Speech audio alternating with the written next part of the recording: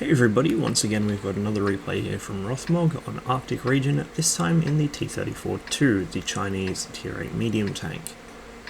Now I didn't play through this tank, I went up the light tank branch instead, and I haven't really seen that many games in it, so this will be a bit of a learning experience for me, and hopefully for you guys as well. Once again, Rothmog started out on the east spawn, and decides to do the same sort of initial move as last time, cutting across through the middle of the map and getting some quick shots on the enemy tanks that head north.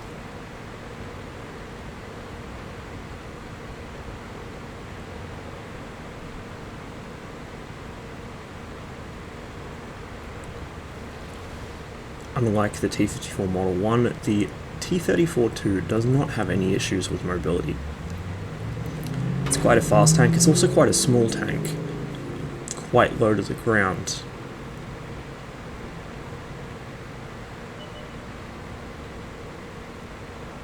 The enemy Hellcat's spotted in the usual tank destroyer sniping ledge, and the Firefly is seen heading north, along with the FCM, two of the enemy light tanks, and the E-25, being covered by the Panzer IV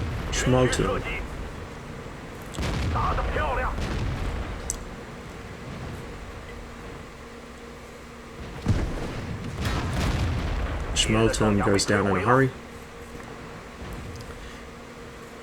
and the SCM pushes around the corner, which leaves Rothmog to deal with the Firefly in relative peace.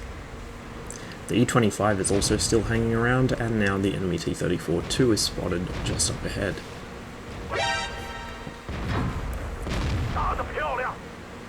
The E-25 might be hideously overpowered, but at this angle it's going to have trouble doing anything about Rothmog's T-34-2.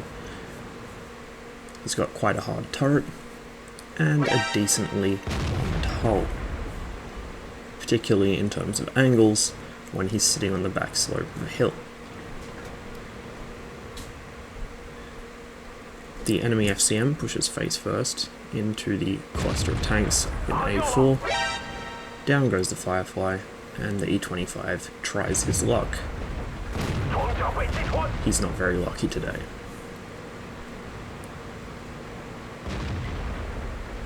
The friendly T-34-85 charges ahead, and Rothmog sees the opportunity to dive in support of it and take out the enemy T-34-2.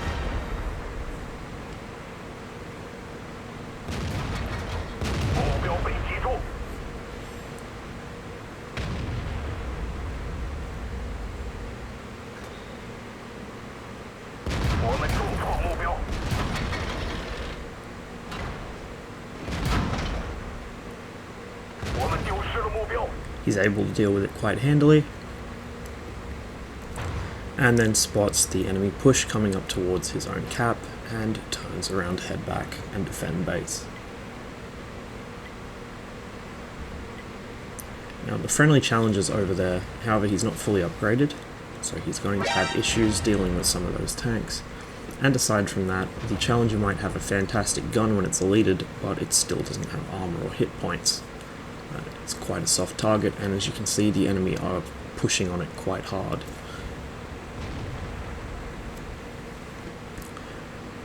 The FCM, E-25 and T-34 Model 1 all start turning around to head back to base. Meanwhile, the T-34-85 and Super Pershing appear to be pushing on the enemy cap. The FCM here is extremely low on health and is not likely to survive even a single hit, unless he gets very lucky and gets a bounce.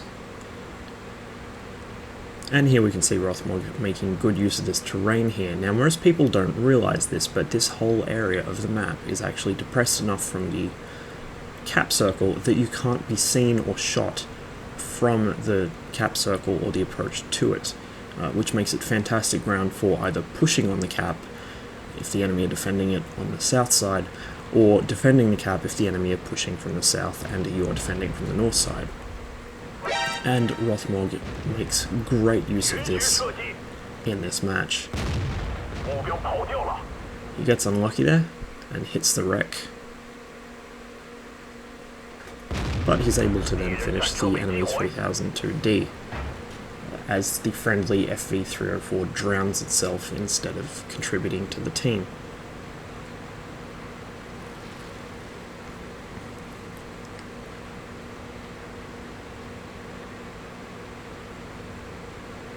Super Pershing's now caught in the middle of the map. He's in a really bad situation, he's not likely to be able to get back. So it's down to Rothmog and the T-34 Model 1. Now, both of these tanks have quite hard turrets and decent hulls. Both of them hit quite hard for medium tanks at this tier. However, neither of them have particularly fantastic accuracy. And in the case of the T-54 Model 1, it doesn't really have mobility either. As I stated in the previous video, it's more like a sort of heavy than a medium tank.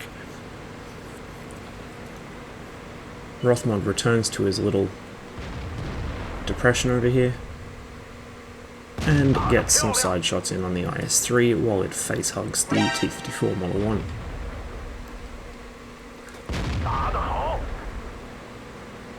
The enemy IS-6 turns up, but at the moment it's unable to contribute to this fight. And the IS-3 is getting his shit pushed in.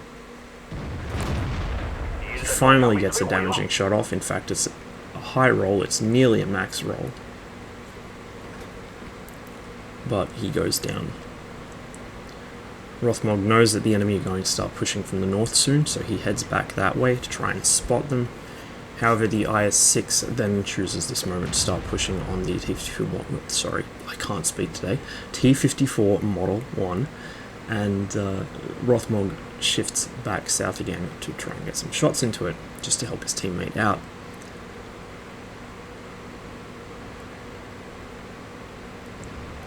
Once again using the terrain to mask the majority of his maneuvers.